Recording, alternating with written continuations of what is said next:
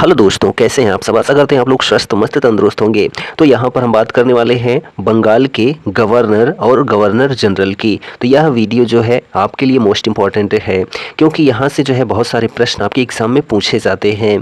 तो चलिए, आज का जो सेशन है बंगाल के गवर्नर जनरल, तो उसको हम शुरू करते हैं।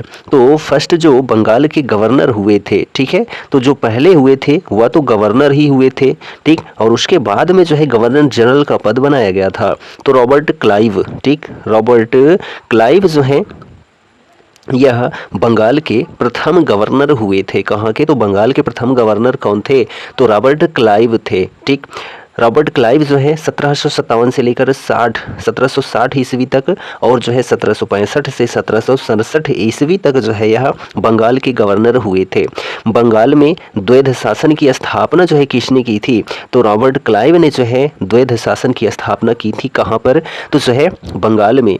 क्लाइव ने क्या किया था? मुगल सम्राट शाह आलम द्वितीय को किस संधि के द्वारा कंपनी के संरक्षण में ले लिया था? तो इलाहाबाद की द्वितीय संधि हुई थी कब? 1765 में। तो जो है क्लाइव ने, रॉबर्ट क्लाइव ने मुगल सम्राट शाह आलम द्वितीय को जो है किस संधि में? इलाहाबाद की द्वितीय संधि के द्वारा कंपनी के संरक्षण में ले लिया था, ठीक है। किनको? तो शाह आलम द्वितीय को। बंगाल के लिए जो है उप दीवान इन्होंने नियुक्त किया था। किसने? तो रॉबर्ट क्लाइव ने, ठीक है। किनको नियुक्त किया था? तो मोहम्मद रजा खां को, ठीक है, मोहम्मद रजा खां को नियुक्त किया था। कहाँ से?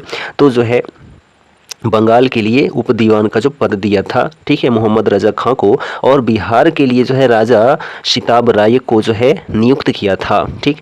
तो अन्य बंगाल के जो गवर्नर जनरल हुए थे, ठीक है, बंगाल के गवर्नर का जो पद था रॉबर्ट क्लाइव के बाद और किन को पद सौंपा गया था?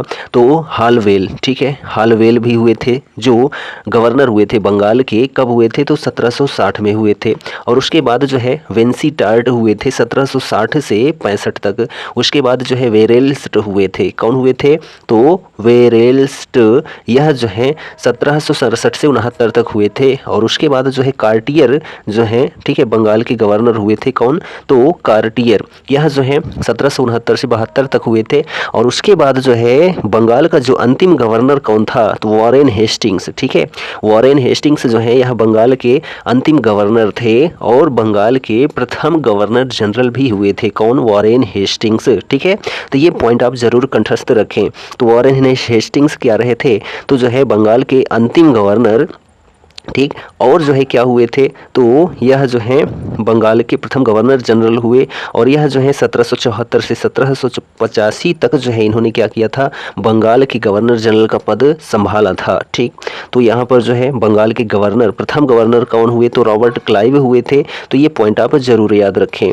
अब ये जो वॉरेन हेस्टिंग्स हैं यह गवर्नर जनरल बन गए, ठीक। तो यहाँ पर हमने देखा कि गवर्नर ही तो था बंगाल में। अब ये तो जो है रेगुलेटिंग एक्ट आया, कौन सा? तो 1773 का रेगुलेटिंग एक्ट आया, ठीक है। इसके अनुसार बंगाल के गवर्नर को अब अंग्रेजी क्षेत्रों का गवर्नर जनरल कहा जाने लगा।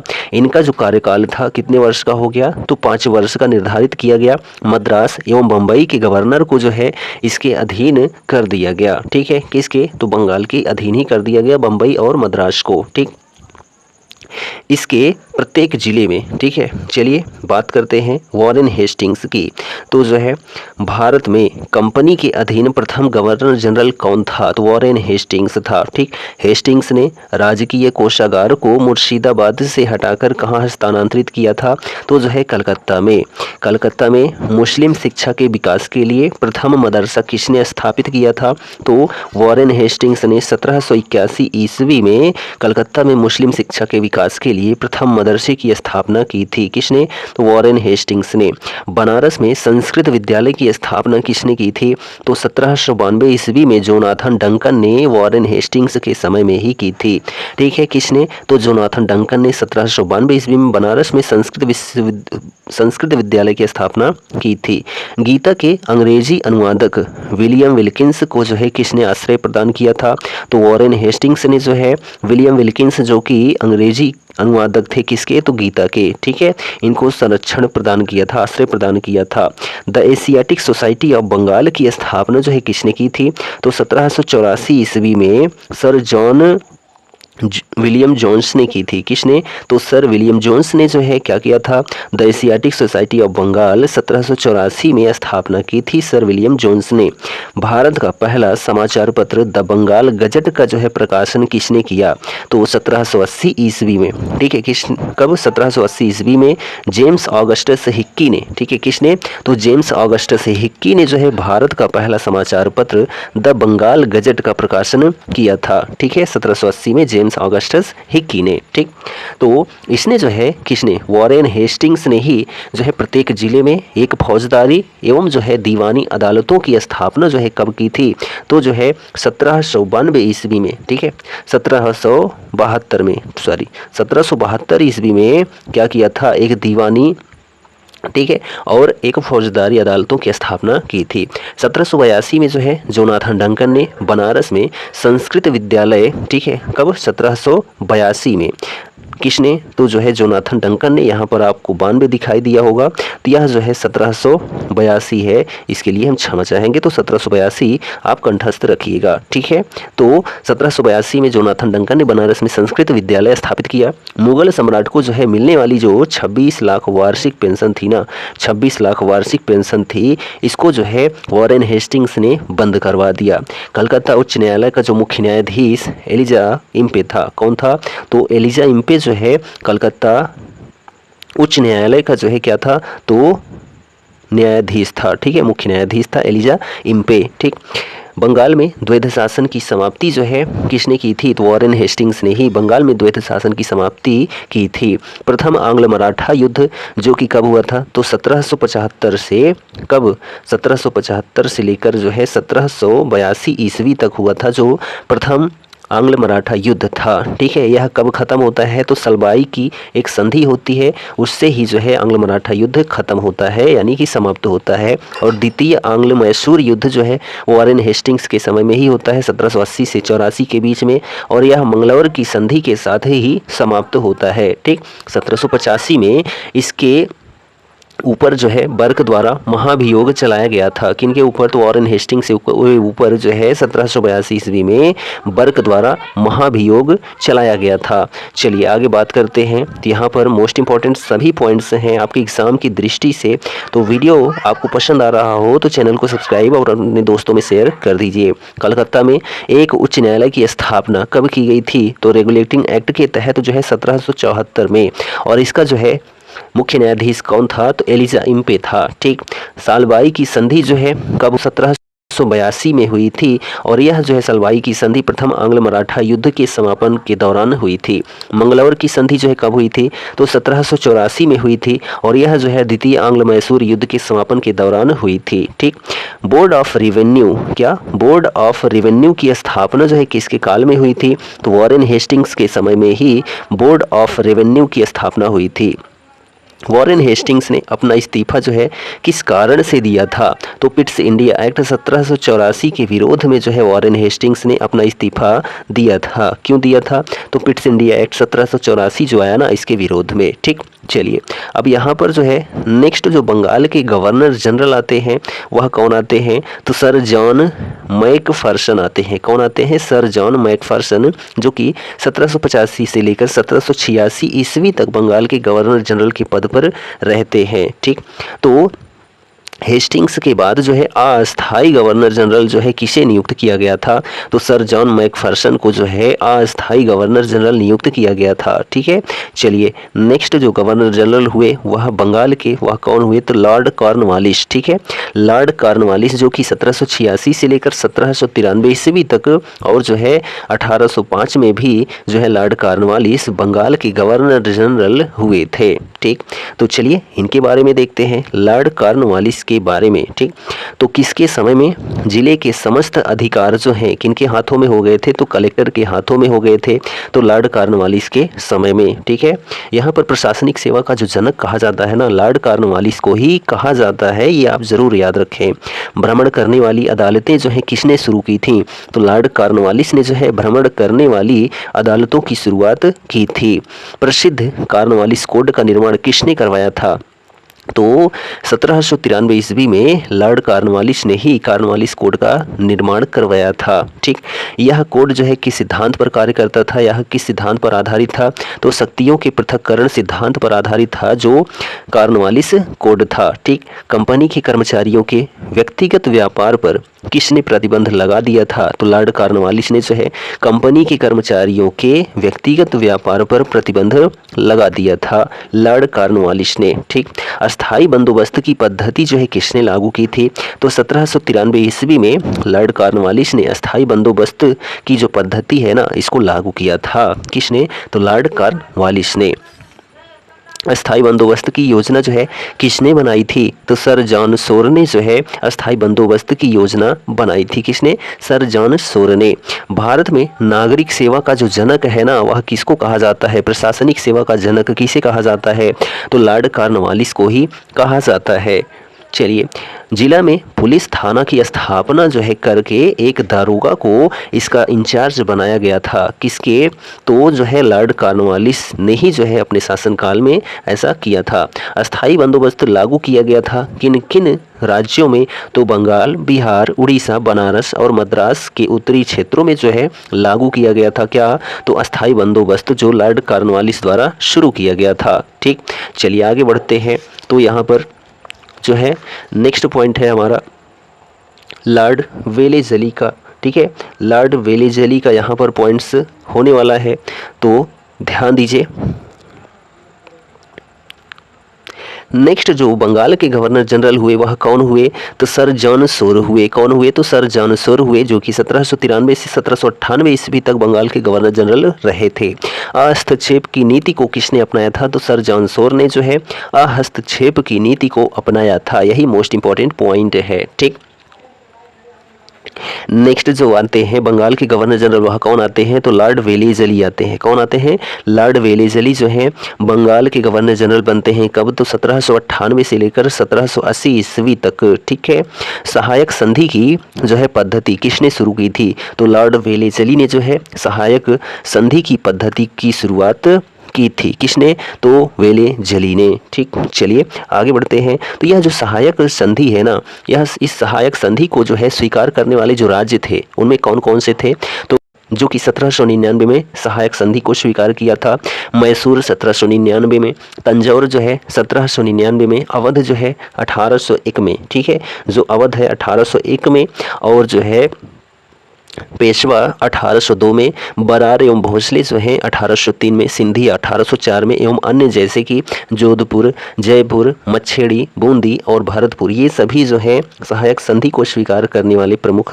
राज्य थे। ठीक है, और यह सहायक संधि किसकी थी, तो लॉर्ड वेलेज़ली की सहायक संधि थी, जो कि बंगाल के गवर्नर जनरल हुए थे। ठीक है, चलिए भारत में सहायक संधि का प्रयोग वेलेज़ली से पूर्व जो है किसने किया था, तो फ्रांसीसी गवर्नर डुप्ले था। कौन था, फ्रांसीसी गवर्नर डुप्ले जो है यह भारत में सहायक संधि का प्रयोग वेलेज़ली से पूर्व जो है फ्रांसीसी गवर्नर डुप्ले ने भी किया था। ठीक, कलकत्ता में फोर्ट विलियम कॉलेज की स्थापना जो है किसने की थी, तो लॉर्ड वेलेज़ली ने जो है कलकत्ता में फोर्ट विलियम कॉलेज की स्थापना की थी। किसने, तो लॉर्ड वेलेज़ली ने। ठीक है, इंदौर में जो है इंदौर के जो होलकर थे ना, इन्होंने सहायक संधि को स्वीकार नहीं किया था। किसको, तो सहायक संधि को स्वीकार किसने नहीं किया था, तो इंदौर के जो होलकर थे इन्होंने सहायक संधि को स्वीकार नहीं किया था।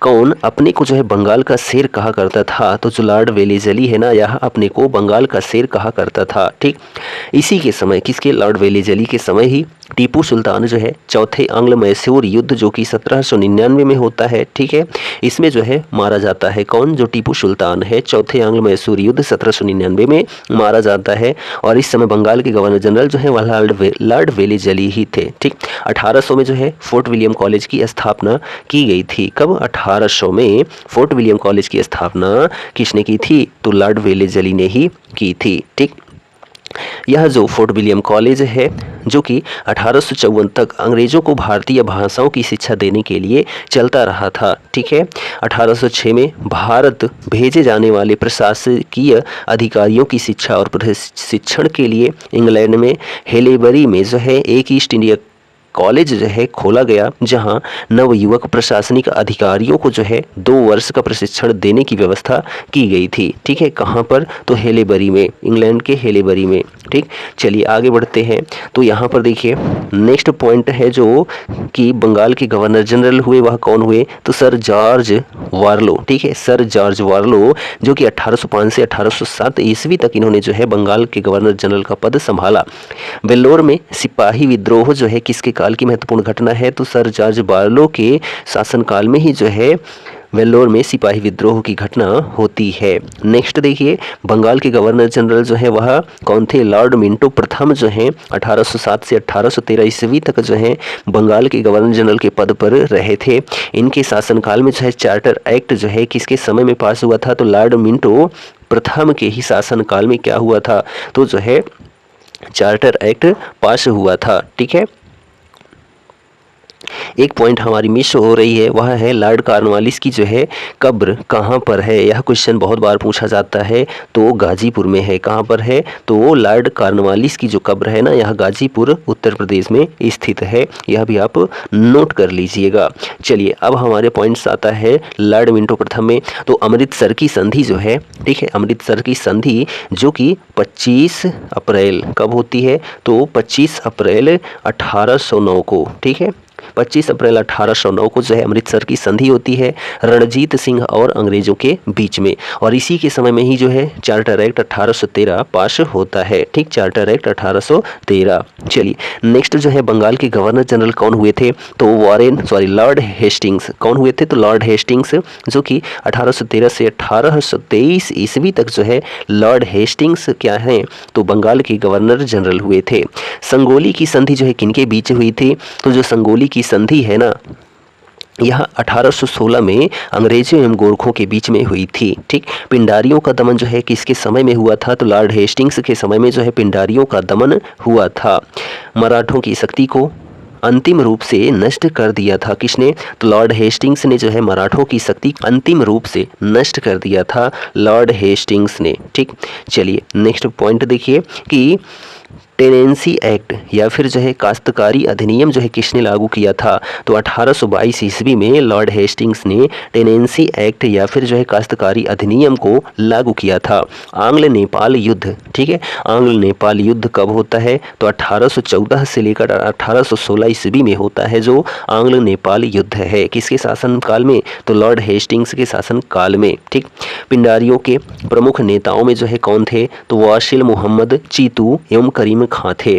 तृतीय आंग्ल मराठा युद्ध जो है किसके समय में होता है? तो लॉर्ड हेस्टिंग्स के समय में ही होता है। ठीक, चलिए नेक्स्ट देखिए जो बंगाल के गवर्नर जनरल हुए वो कौन हुए? तो लॉर्ड एमहर्स्ट।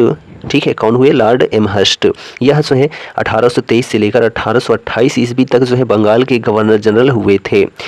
प्रथम आंग्ल बर्मा युद्ध जो है किसके समय में हुआ? तो लॉर्ड एमहर्स्ट के समय में जो है प्रथम आंग्ल बर्मा युद्ध हुआ था 1824 से 26 के बीच में। ठीक, यांगडजू, ठीक है, यांडबू की संधि जो है कब होती है, किनके बीच में होती है? तो यांडबू की संधि जो है 1826 में बर्मा और अंग्रेजों के बीच में होती है। ठीक है, कब? तो 1826 में यांडबू की संधि। बैरकपुर का जो सैन्य विद्रोह था ना, यह कब हुआ था? तो 1824 ईस्वी में हुआ था। कब हुआ था? तो 1824 में बैरकपुर का सैन्य विद्रोह हुआ था। तो ये जो लॉर्ड एमहर्स्ट है ना, यह बंगाल के गवर्नर जनरल हुए।